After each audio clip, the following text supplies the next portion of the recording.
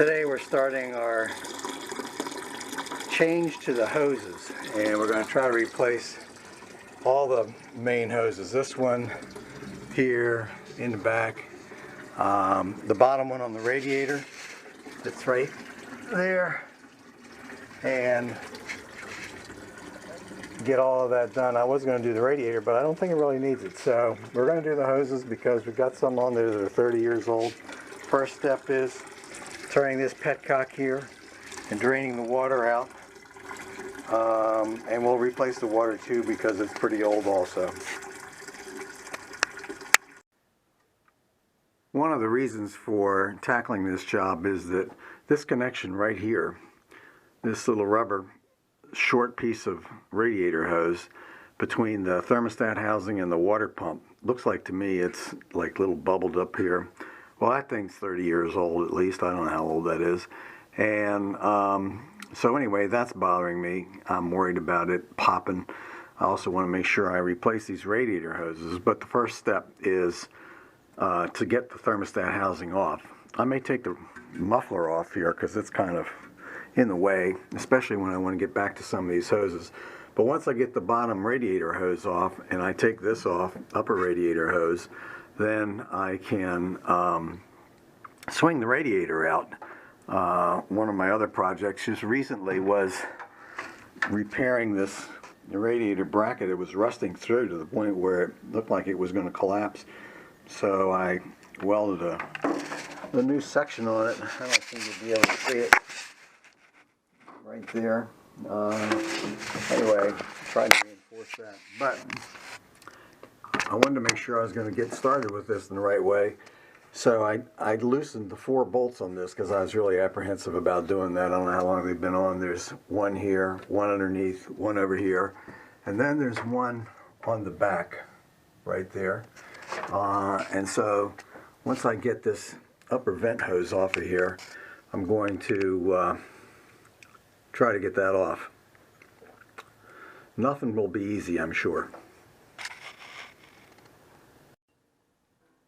Okay, so now we have everything disconnected from the thermostat housing. You can see the thermostat's in here and the gasket. Take a look at that. And we've taken the hose clamps off of this little short piece of hose. It was one of the ones that was worrying me. And we've taken the upper radiator hose off here. We took off the sensor here. This is the mechanical gauge sensor, and this was the vent that went back to the, well, actually it's a supply. It drains from the water tank into the housing here, so this should always be full of water. But anyway, we took that line off. It goes to the reservoir, so the expansion tank. So that's kind of what it looks like, and we're going to keep going. So now we have it pulled off, and it just sort of pries off of the little hose there. Not much room to work with this hose, I got to tell you. I don't know how hard that's going to be to get back on, but you can see how this hose is sort of bubbled up in the middle there. And I don't know, let's see if we set this down. Feels pretty good. Doesn't feel as bad as I thought it. Doesn't feel as bad as I thought it would. Sorry about that. I'm aiming the camera, so it feels pretty good. There are the thermostats, and I'm making a mess. Anyway, that's what it looks like. If you haven't seen one of these before, here's how this works. There's a ring inside that goes down in the housing and gets seated down below in the base of the housing, okay? And that ring has a little rubber gasket on it.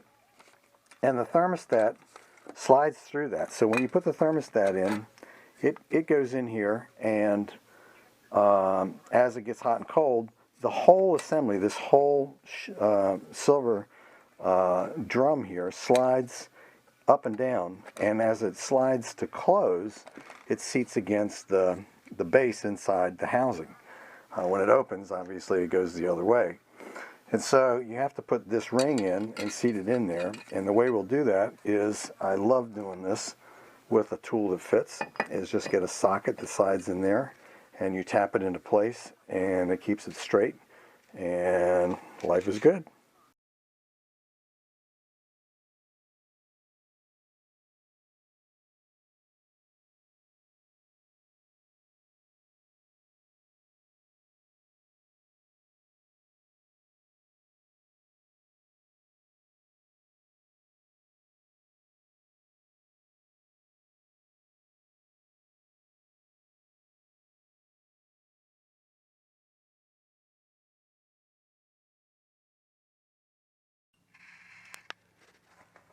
So we're about halfway through here, and I've removed most of the hoses that I'm going to remove, but I'm going to try to remove all of them, and I thought I'd bring you up to date. So we're going to put new rubber hoses in here between this tube that connects the thermostats to the lower head, the left side head, I guess it would be, and although it's in the back, the thermostat housing is just in place now to size things up.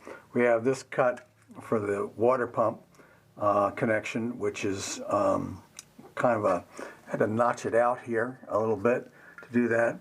I'm going to reposition this hose so that the one that I had on there was too long, and it would come up here and then make a really sharp turn to go in to this tube, and when it did that, it kinked the hose. So now I've ordered a shorter piece of hose, and hopefully the radiator swings in.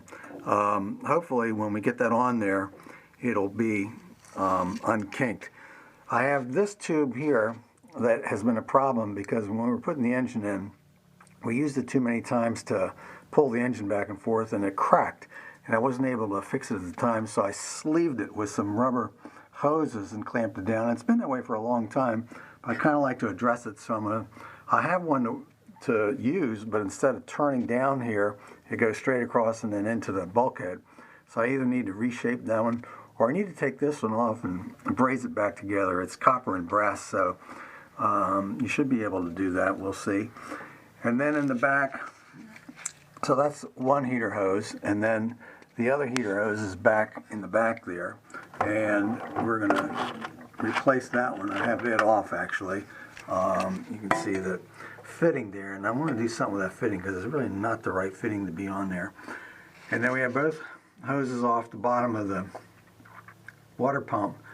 The one that goes into the tube that you see there goes to the bottom of the radiator, I think, yeah, to the bottom of the radiator, and the one that is on the bottom here goes to the oil cooler, and then this hose here that comes up just comes to the reserve tank. So anyway, you can see it's been a lot of work. We have that tube off down there. It's a solid steel cast iron type tube, and I'll clean that up and we'll get ready to put that back on. I had to make a gasket for it, and I got to get a piece of hose that's the right size there. Anyway, that's the progress report so far on this. Still a lot of work.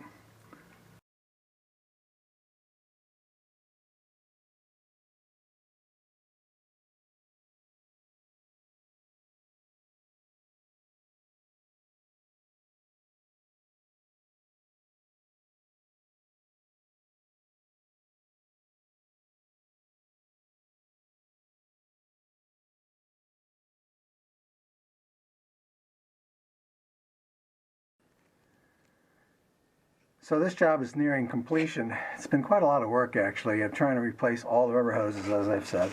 So this is a water pump, and this is a 2.5 inch hose, and this is a 2 3/4 inch hose, and this is a 1 inch inside diameter hose, and so is the other. These are the two heater hoses that go back and forth there. To replace these, you have to take off the pipe. It's a cast iron pipe that goes down to the oil cooler, and then you can slide this off. And to take this one off, you have to take this tube off that goes down to the radiator, lower part of the radiator, and it also branches off and goes to the heater and the vent that comes up here. Now I haven't replaced this line because I have a 1/8 inch hose, And I can't find so far, I can't find a 7/8 inch hose, which is what size these tubes are. And so I'm not sure if I'm going to improvise, keep that, or what I'm going to do. It's fairly easy to replace, although it requires draining the system practically all the way down to get to that lower end of it. I'm going to try to find one here at the local auto parts store. Maybe they have it, because the truck places don't have it. And I'm not sure they even make it anymore. Alright, I wanted to show you how this works out when you finally get it together.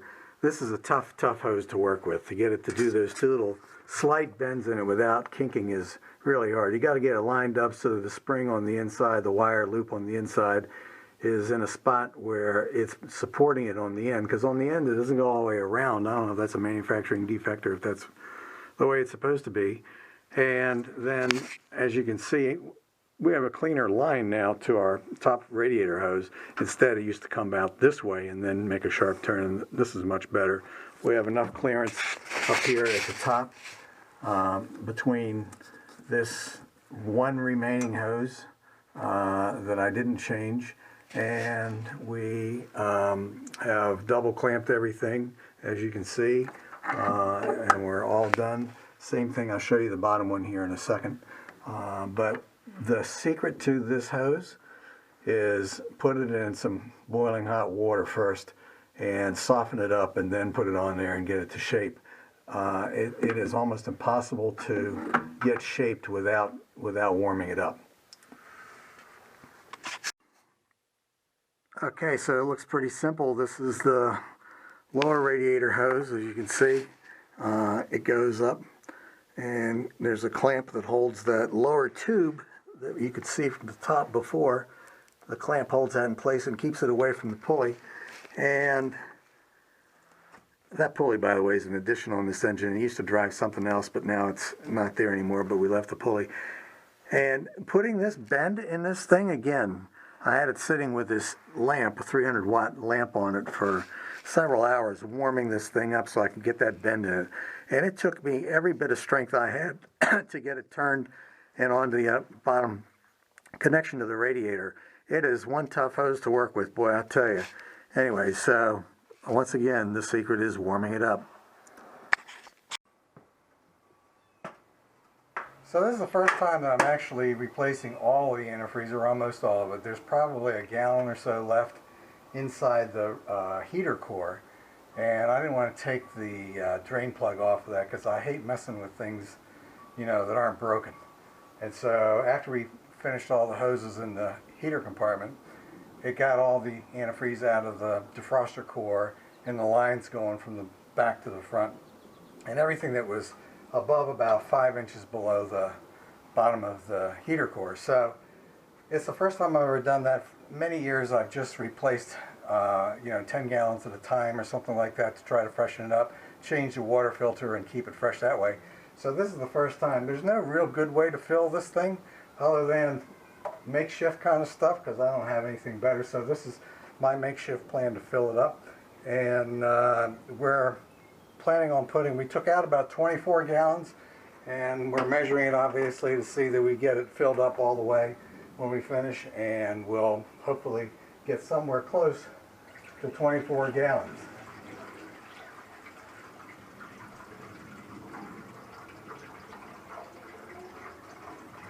I finally got my last two hose clamps and my last hose today that I've been trying to order. I ordered it online, a 7/8 inch ID hose. It's impossible to find locally, and I got it from a supplier in Illinois or someplace. I forget exactly where they were. Anyway, so put that one on. It's the hose that goes from the reservoir here down to the pipe that goes to the bottom of the radiator. So that's how we do it, 24 times, I hope.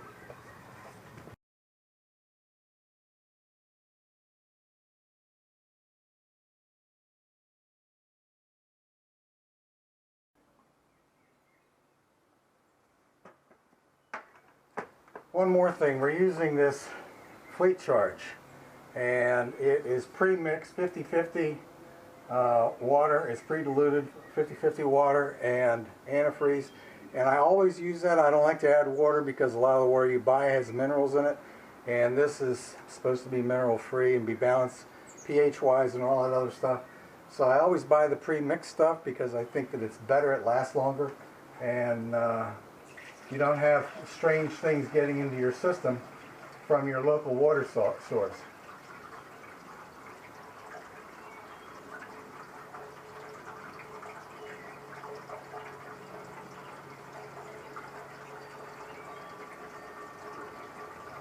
It comes out purple.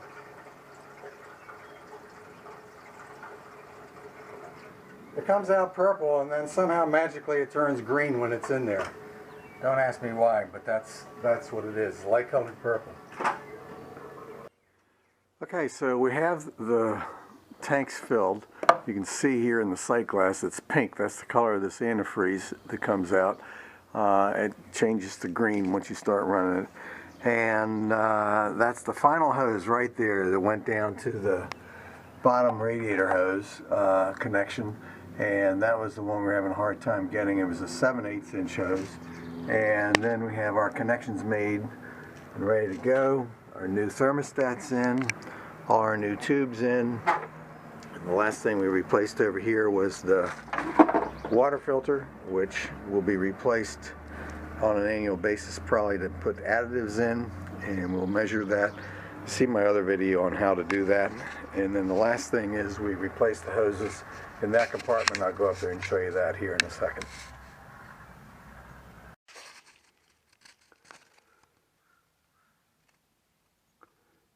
So this is the compartment at the right front corner of the bus where the heating and air conditioning systems are. I repainted the thing to make it look a little nicer. And these are the final connections for the hoses here. That's the water circulating pump. That's the valve that turns the water on and off to the heater core thermostatically. And as you can see, we've done this up as nicely as we can. I don't know why, but it has that one hose. It's a different size in here, so it looks a little different. But that's the whole project.